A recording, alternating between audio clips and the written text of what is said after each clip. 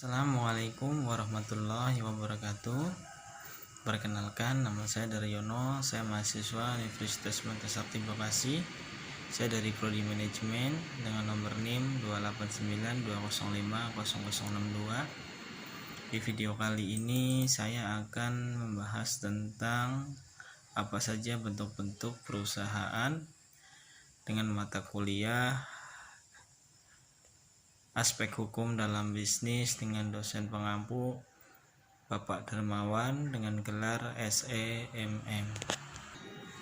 Sebelum masuk ke materi bentuk-bentuk perusahaan apa saja, teman-teman harus pahami dulu apa itu perusahaan.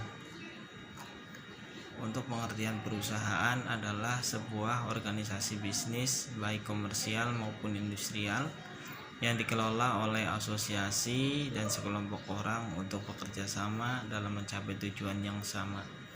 Biasanya perusahaan akan melakukan produksi yang nantinya akan diperdagangkan kepada masyarakat secara luas dalam rangka menggerakkan kegiatan ekonomi. Setiap perusahaan memiliki kebijakannya masing-masing, baik dalam mengelola karyawannya maupun tujuan bisnisnya. Dalam mengelola bisnis, sebuah perusahaan sudah memiliki catatan administrasi yang lengkap serta rencana yang sudah dirancang dengan rapi. Sejauh ini sudah terdapat banyak sekali perusahaan yang berdiri di Indonesia, baik itu dinaungi oleh badan hukum maupun tidak. Dan untuk bentuk-bentuk perusahaan ada PT, ada CV, UD atau usaha dagang, ada koperasi, ada firma, dan badan usaha milik negara atau BUMN. Untuk pengertian PT atau perseroan terbatas adalah badan usaha hukum yang pemiliknya memiliki sebagian besar saham di dalamnya. Di dalamnya ada jenis-jenis perseroan terbatas, yaitu ada PT terbuka, adalah jual beli saham mudah karena ditawarkan kepada publik, siapa saja bisa menjadi investor. Ada juga PT tertutup, yaitu penjualan saham terbatas hanya untuk orang atau kelompok terpilih.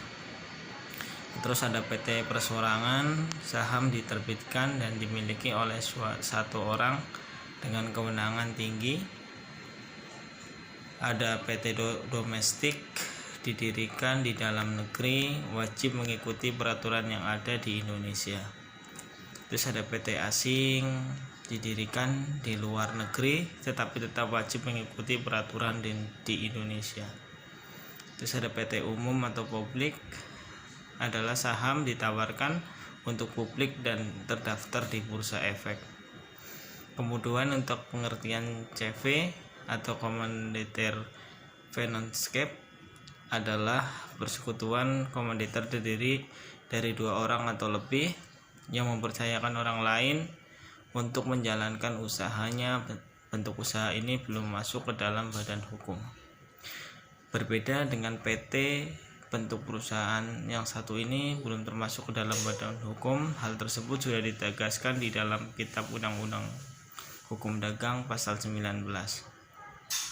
Di situ dijelaskan bahwa persekutuan komanditer harus bertanggung jawab secara pribadi terhadap kegiatan seluruhnya.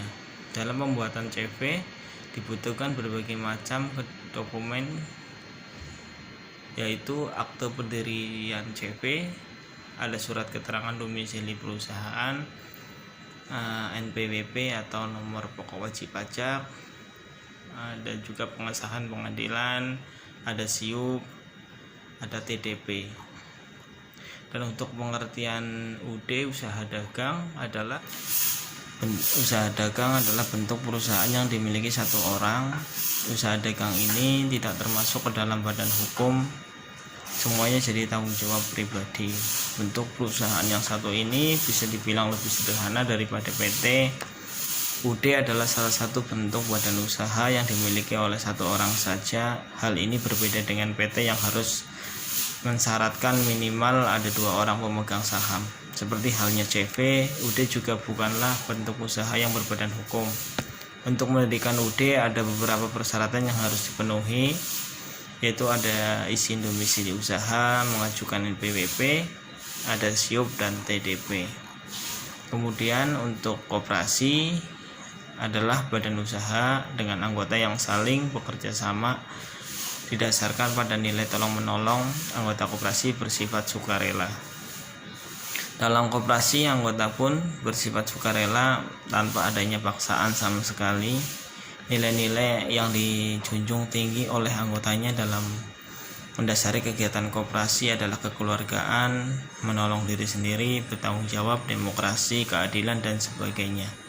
Dalam pasal 3 Undang-Undang Nomor 25 Tahun 1992 tentang perkoperasian dijelaskan bahwa koperasi memiliki tujuan untuk mensejahterakan anggota pada khususnya dan masyarakat pada umumnya. Selain itu, koperasi juga turut ikut dalam pembangunan ekonomi nasional.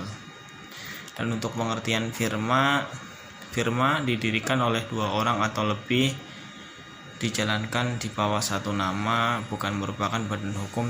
Tiap anggota bertanggung jawab penuh atas firma. Sama halnya seperti UD dan CV, firma juga bukanlah perusahaan badan hukum seperti halnya PT. Bentuk perusahaan ini dibilang simpel dalam pendiriannya. Setidaknya diperlukan 2 orang atau lebih untuk menjalankan badan usaha ini di bawah satu nama yang digunakan bersama. Setiap anggota yang di dalamnya memiliki tanggung jawab penuh atas firma. Dengan demikian, jika pada suatu saat firma bangkrut serta mempunyai utang yang besar, mau tidak mau seluruh anggotanya harus menanggung beban tersebut. Untuk pengertian badan usaha milik negara atau BUMN adalah bentuk perusahaan yang dimodali dan pada akhirnya diawasi oleh pemerintah. Tujuan dibuatnya adalah untuk melayani kepentingan masyarakat. Pada hakikatnya, BUMN adalah badan usaha yang melayani kepentingan masyarakat umum dan diawasi oleh pemerintah. Modal usahanya pun berasal dari pemerintah.